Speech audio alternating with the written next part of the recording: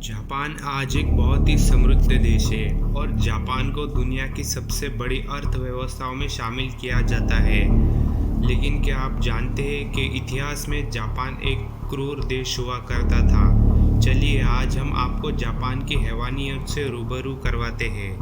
Second world war से पहले 1937 में चाइना और जापान के बीच युद्ध चल रहा था, जिसमें जापान ने क्रूरता की सारी हदें पार कर दी थी।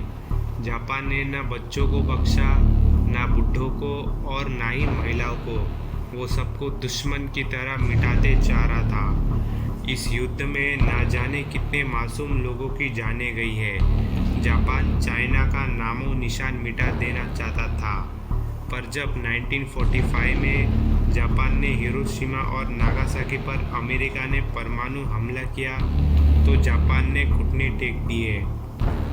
ये युद्ध तो ख़त्म हो गया, पर इससे जुड़े तस्वीरें जब भी कोई देखता है तो उसकी राह कांप उठती है। जापान ने चाइना के पिजन पर हमला किया और युद्ध की शुरुआत हो गई।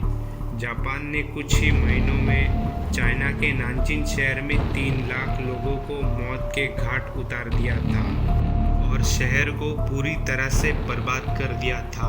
इसके बाद जापान ने उत्तरी पूर्व और दक्षिणी चाइना पर पूरी तरह से कब्जा कर लिया था।